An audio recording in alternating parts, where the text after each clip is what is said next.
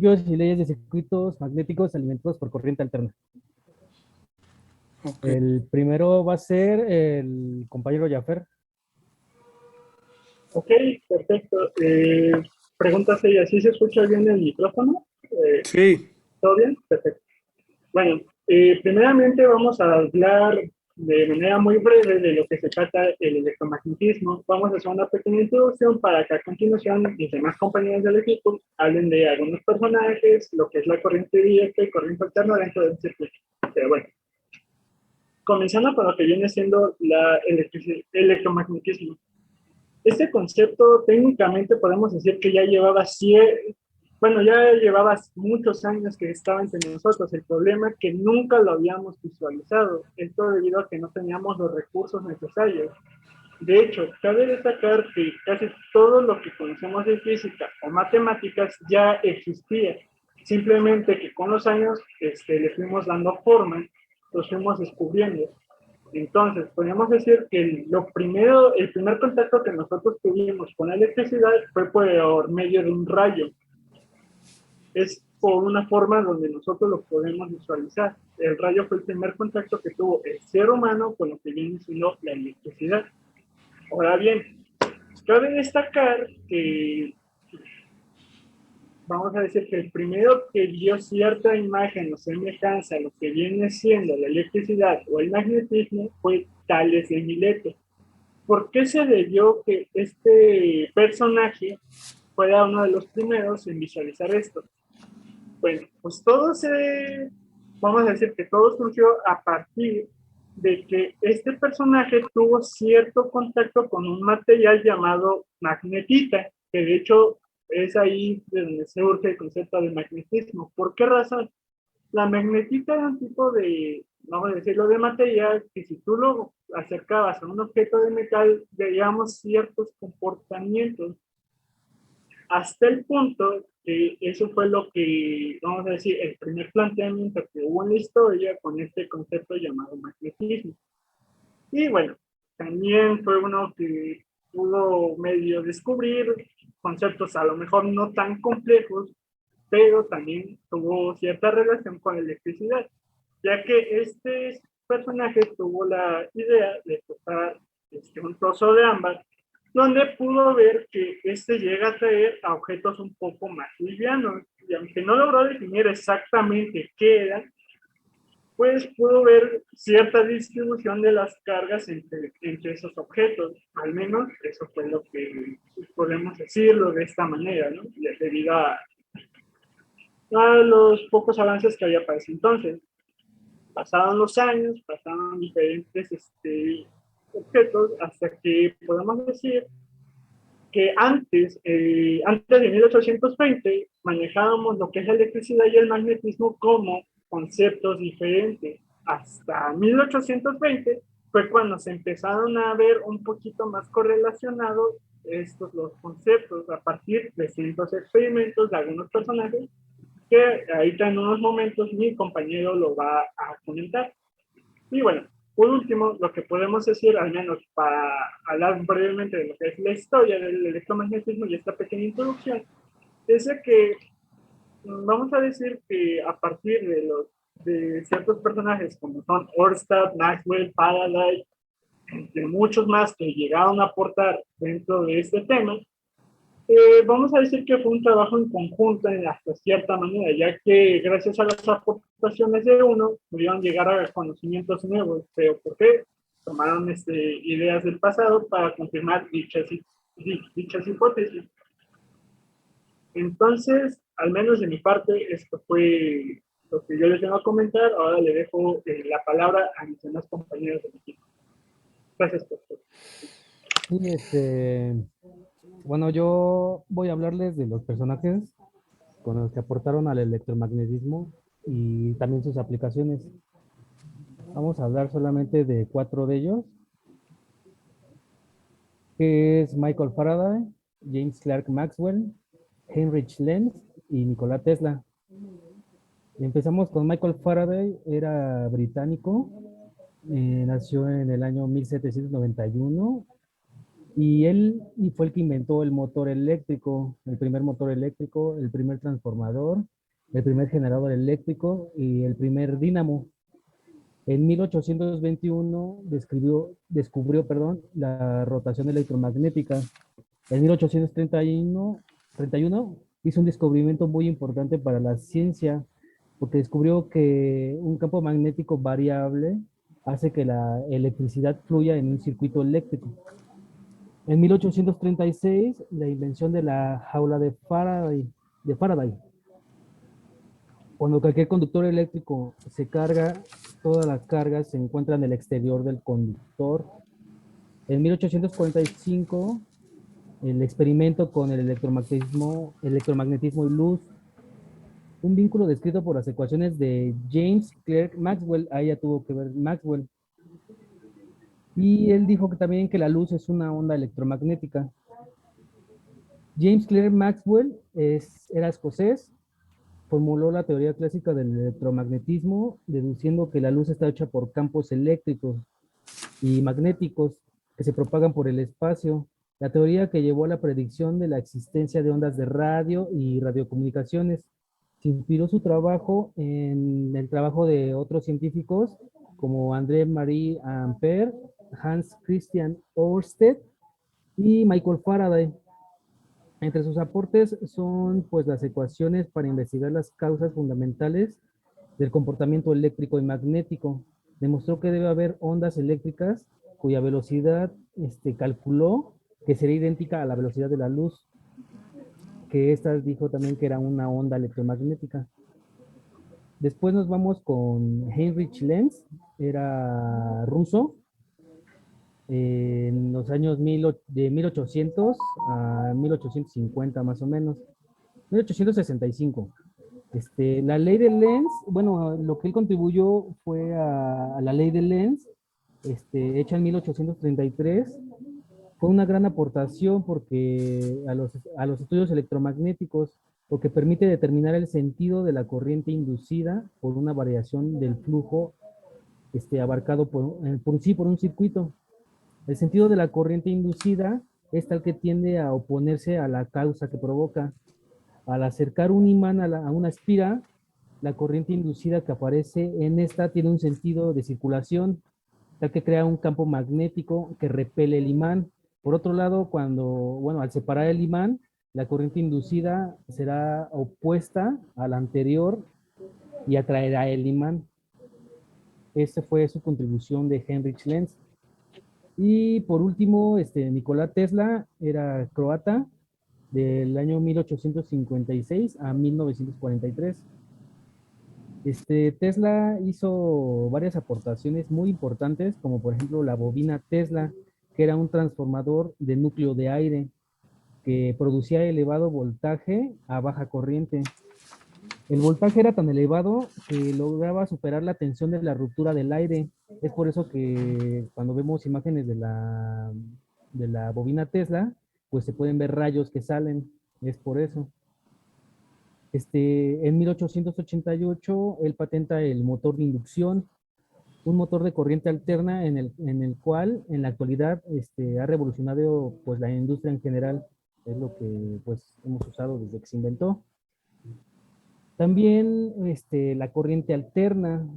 Diseñó un generador de corriente alterna que alterna la corriente eléctrica entre polos positivos y negativos en 60 ciclos por segundo. Así, enviando corriente alterna a un transformador, disminuiría la corriente y elevaría el voltaje. Y así se podría transmitir energía a largas distancias sin pérdidas a través del conductor. Sería los personajes más importantes del electromagnetismo y pues sus aplicaciones en general. Ya le paso la palabra a Javier. Bueno,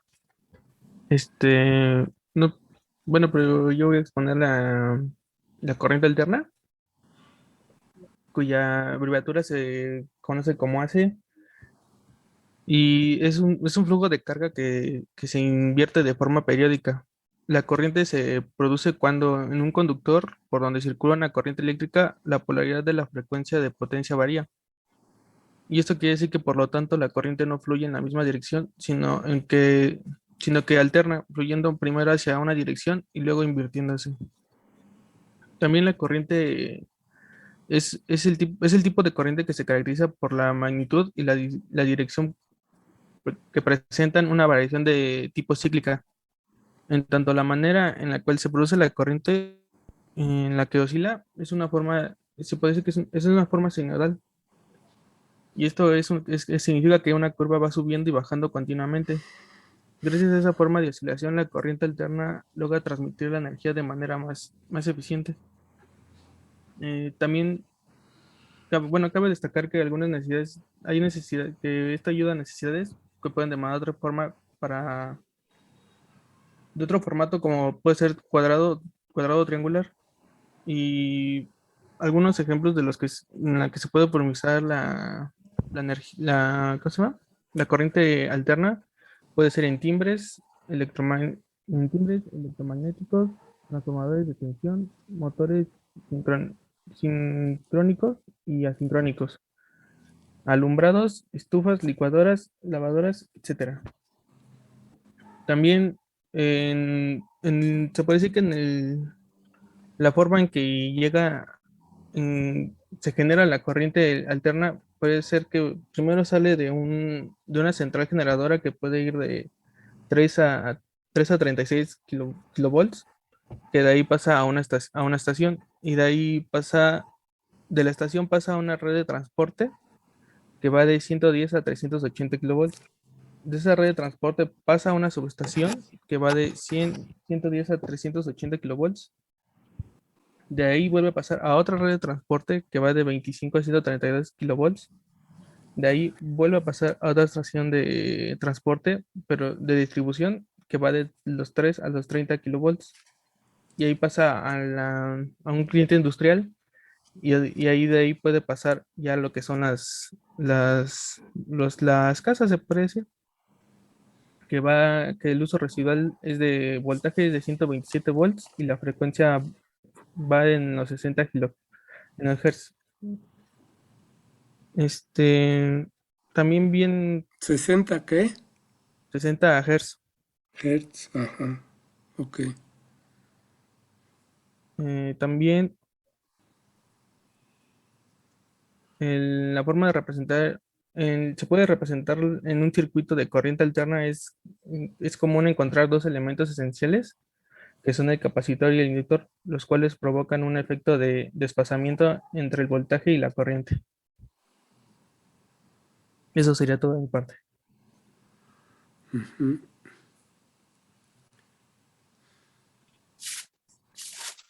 ¿Qué tal? Yo les voy a hablar sobre los circuitos de corriente directa. La corriente directa también es conocida como corriente continua y se refiere a un tipo de corriente eléctrica en la que el sentido se mantiene constante en el tiempo. También se le considera como corriente directa aquella que siempre mantenga constante su polaridad y la energía fluya en el mismo sentido sin importar la magnitud o voltaje. El primer descubrimiento que se tuvo de la corriente continua se produjo en 1800 por la batería del físico italiano Alessandro Volta, por su pila voltaica, pero en ese momento él no entendió la naturaleza de por qué se producía la corriente directa. Hoy en día se sabe que la corriente directa se genera en un polo de la pila cuando ocurre una reacción química que suministra electrones y en el otro polo transcurre otra que necesita que le aporten electrones. Al unir los dos polos se produce corriente continua. Pero no fue hasta en 1882 cuando el inventor y empresario Thomas Alva Edison estableció la primera empresa eléctrica de una propiedad de inversores, estructura en la corriente directa. Pero esta tenía muchos problemas de transporte, ya que era muy difícil de transportar, como acabo de decir, y sufría muchas enormes pérdidas porque se disipaba en forma de calor.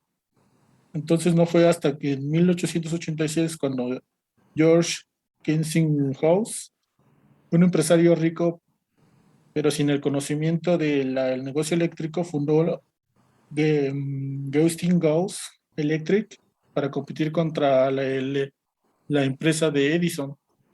Esta basó su principal, sí, basó sus principales descubrimientos y las patentes de Nikola Tesla, creando así la superioridad de la corriente alterna sobre la corriente directa.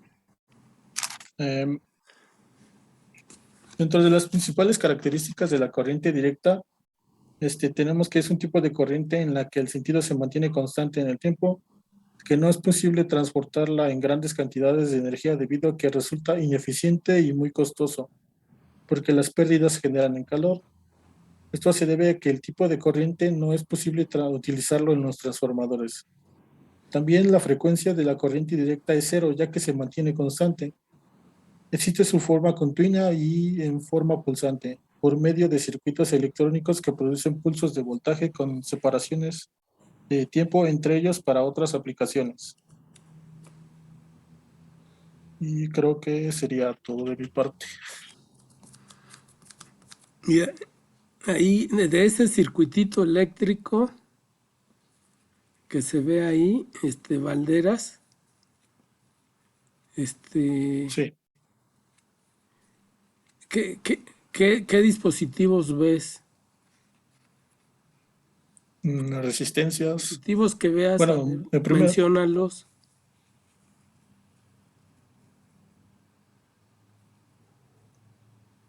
Esos que perdón, profe, es que se me cortó tu amigo, ¿qué son? son resistores o resistencias. Ajá. Luego el de el de arriba, el BC 557. Es un transistor, creo. Y el de abajo, ¿cuál sería su diferencia? Entre el 547 y el 557. No sabría decirlo con claridad, pero creo que es por el, Bueno, que alguien cheque ahorita mientras el otro, el azulito, ¿qué es?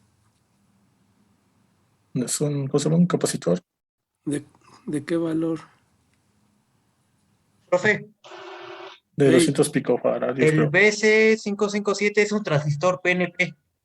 ajá. Y el 47, Permítame. sí.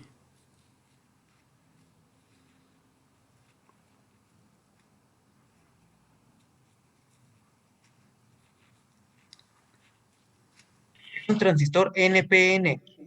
Ujú. Entonces, ahí están usando dos diferentes tipos de transistores, un PNP y un NPN. Y ese, que parece, ahí ese que dice 30T, ¿qué es? ¿Qué elemento es Es una bobina o inductor, bueno. Una bobina, exactamente. Ajá. Y el de hasta arriba,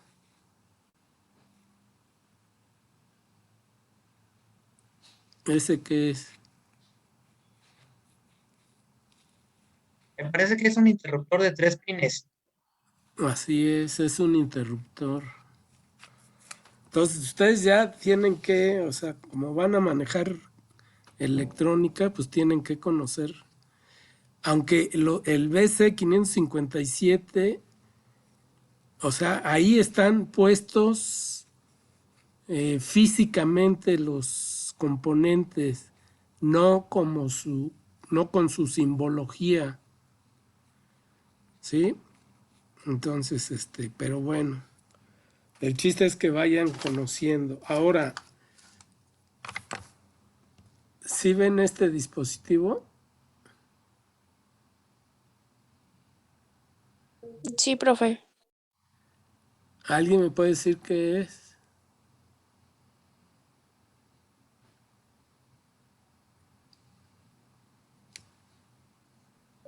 ¿Es un ¿Qué transformador? creen que sea? Una bobina, ¿no, profe? No. Bueno, es más que, ándale. Es un relevador. ¿De qué tipo? O sea, un relevador usa precisamente el principio magnético. Esto que se ve de cobre, ¿qué vendría siendo?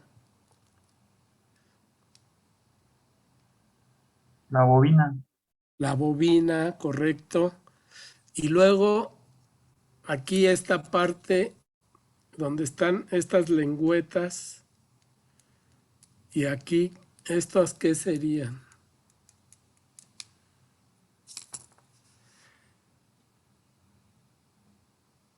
O sea, por su accionamiento, ¿cómo funciona este relevador? Funciona con dos interruptores, ¿no? Uno es normalmente abierto y el otro cerrado, ¿no? Bueno, ese es, ajá, para la parte de los contactos. Pero ¿cómo funciona?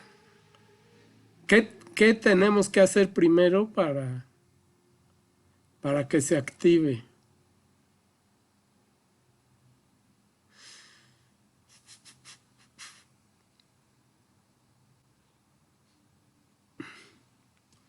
Pues tenemos que energizar la bobina. Al energizar la bobina, en el núcleo, hagan de cuenta que trae como un imán. Y ese imán jala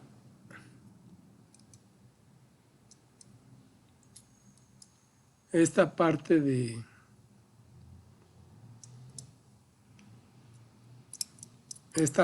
los contactos. ¿Sí se alcanza a ver? Sí, profe. De un lado está normalmente cerrado y del otro, cuando se energiza, cambia y hace contacto con el otro. Entonces, este tipo de relevador sería de qué tipo por su accionamiento. Electromagnético, porque usa el principio de la electricidad y el magnetismo. ¿Alguien conoce otro tipo de... ¿Alguien conoce otro tipo de relevadores?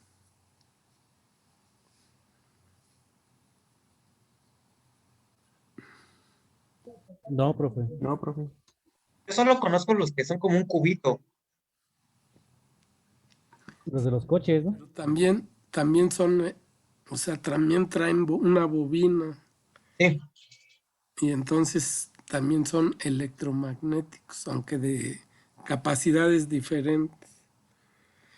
No hay unos, no sé, no han oído hablar de los de estado sólido, relevadores de estado sólido. SSR, Solid State Relay. ¿No? ¿Nadie ha oído hablar de eso? No, profe. Bueno, sí, después les voy a mostrar uno cómo es. Bueno, ya son todas las diapositivas. No les Falta un envié compañero, dos. profe. ¿Mande? Falta un compañero. Ajá, ¿y él qué va a decir? La generación de la corriente alterna. Bueno, es un esquema.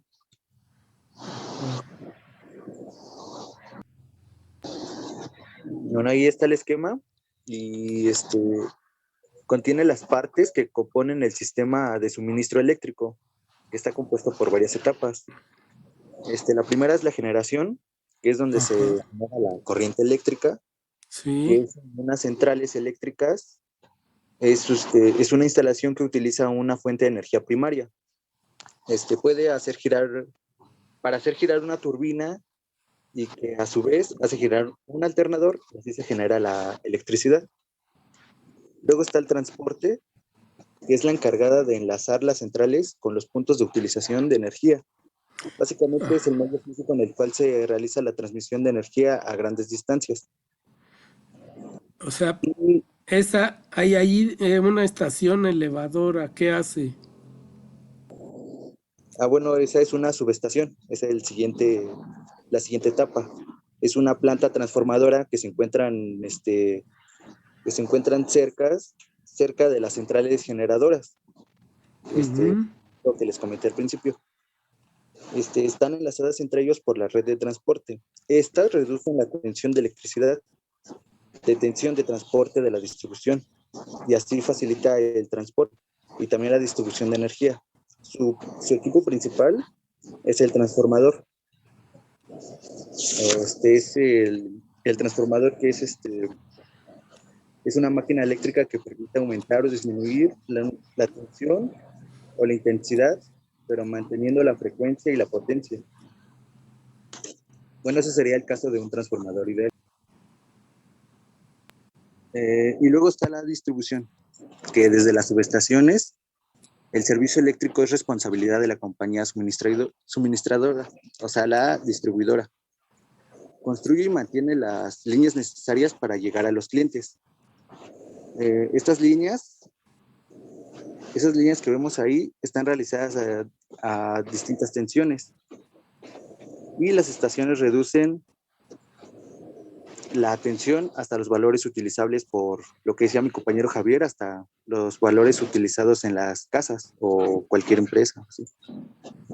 ¿Y Y ahí qué luego valores, de acuerdo al esquema, inicialmente, con qué voltaje inician?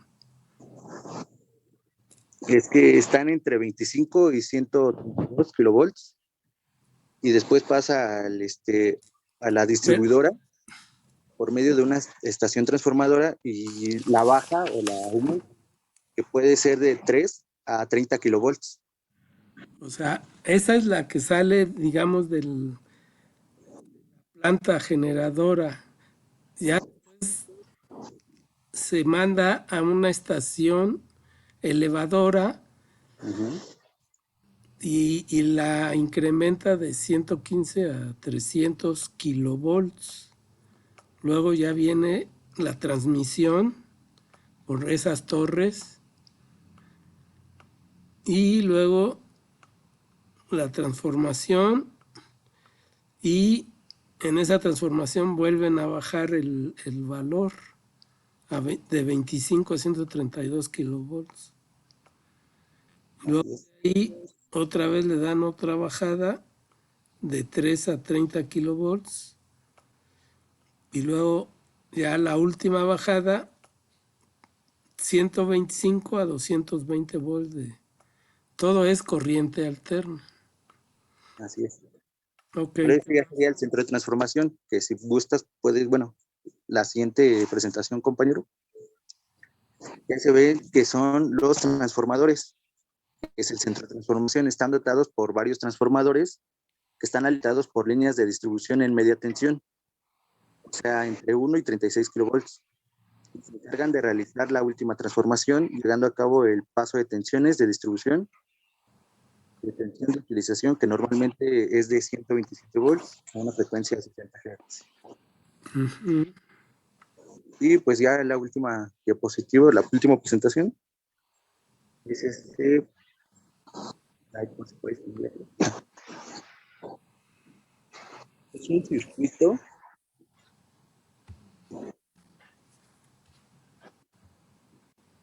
compañero.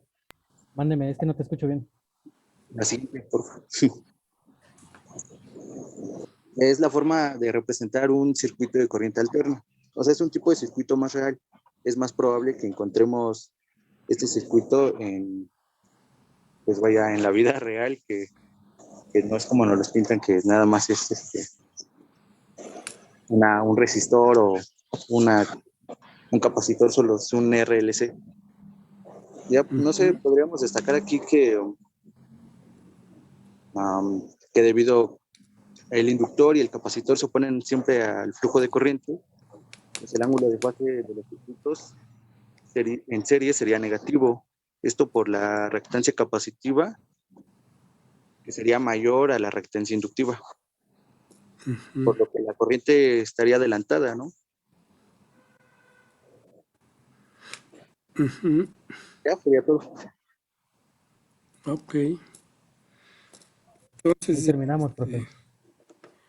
entonces con esto ya concluimos esta parte, ¿no? Ahí les recomiendo que los que no tienen esta presentación vayan tomando así resumen de los puntos. Y también, no sé si vieron que la presentación tenía ahí unos errores de ortografía, le faltaban acentos y todo. Entonces, para el segundo equipo que les mande y tenga, ya ven que cuando hay un error en la palabra se pone una rayita negra ondulada debajo de la palabra y ya ahí dice, ahí hay un error. Entonces, para que la corrijan y quede toda bien. Ahorita pues ya nos fuimos así, ya no hay problema. Pero para los siguientes equipos, hay que corregir si hay errores ortográficos.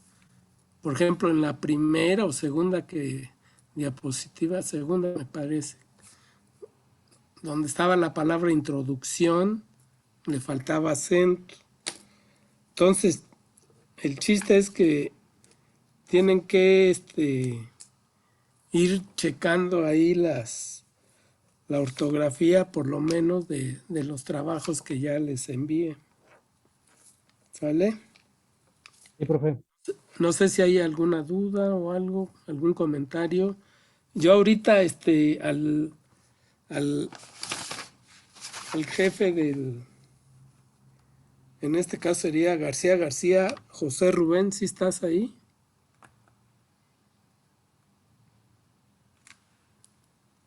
¿Aló?